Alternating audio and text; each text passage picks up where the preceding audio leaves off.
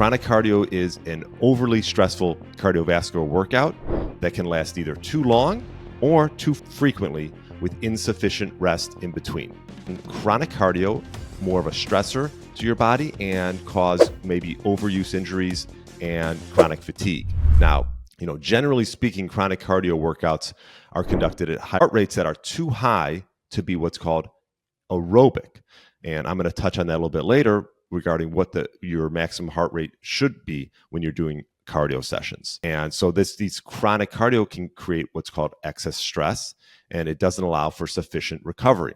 Unfortunately, it seems to be the general population's predominant exercise pattern, where they're conditioned to associate suffering and pushing ourselves to the limit with getting fit. It's like, go hard or go home.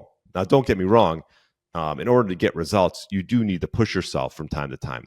But chronic cardio might be doing the reverse effects of what you think it will be doing. And we're going to touch on that. Even seasoned athletes with competitive aspirations routinely overtrain, as evidenced by their high rate of overuse injuries and performance ruts that they could cause. And essentially, chronic exercisers compromise their general health, their weight loss goals, and potentially longevity by doing too much, too often, and ignoring the importance of rest. As I've gotten older, I've really prioritized sleep, sufficient recovery, and really focusing on adequate rest so I can come back for each workout just as strong as I was the last workout. And really, for many dedicated fitness enthusiasts who tend toward this chronic exercise pattern, they'll find that conducting workouts that are easier, shorter, and less frequent can actually lead to fitness and health improvements.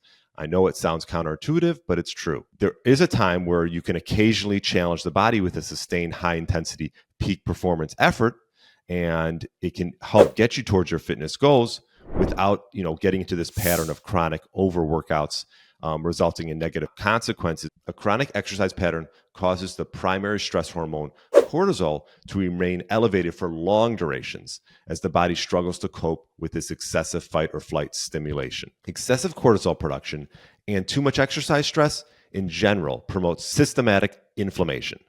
Chronic stress has been observed to suppress immune function and compromise bone density. Next, hormonal balances could be an issue if you are chronic exercising for long periods of time. Chronic elevation of cortisol suppresses testosterone, growth hormone, and other adaptive hormones. This compromises optimal fat burning, muscle development, energy levels, immune function, and sex drive. Testosterone is a major adaptive, muscle building, mood elevating, cognitive performance enhancing hormone for males and females. While cortisol is the primary catabolic stress hormone. These two hormones antagonize each other, so chronically elevated cortisol will suppress testosterone. So burnout is a common consequence of pursuing the exercise high too frequently. So what should you do? There's something called the Filmaone method, which involves training regarding your heart rate. And what you do is you take your age less 180. So if you're 30 years old, your maximum aerobic function threshold would be 150. So 180 minus 30. Training at this heart rate will help improve your aerobic capacity by increasing the efficiency of your body's oxygen utilization. First of all, you want to start by warming up and then sort of gradually get to running at a heart rate that is below your maximum aerobic function threshold. If your heart rate exceeds this threshold, just slow down your pace until it falls back into that targeted range. I would recommend starting with shorter sessions and gradually increasing your duration over time. Then what I would do, maybe once every 7 to 10 days, do a well-planned, brief, intense workout, which causes a quick spike in cortisol and elevates levels of adaptive hormones like testosterone and growth hormone for longer durations.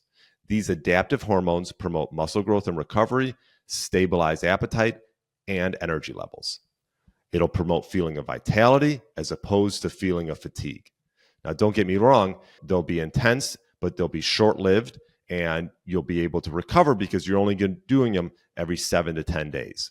So I would aim for a couple days of the Filmaone cardio method, along with a well-planned, brief, intense workout every 7 to 10 days.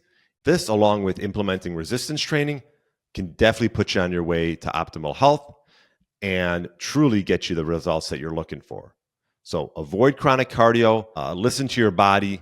It's important to understand that recovery is just as important as the workout. If you want my step-by-step blueprint on how to get your body back to what it once was 10 to 15 years ago without rearranging your life, click the first link below. If you enjoyed this content, YouTube thinks you'll like this next video.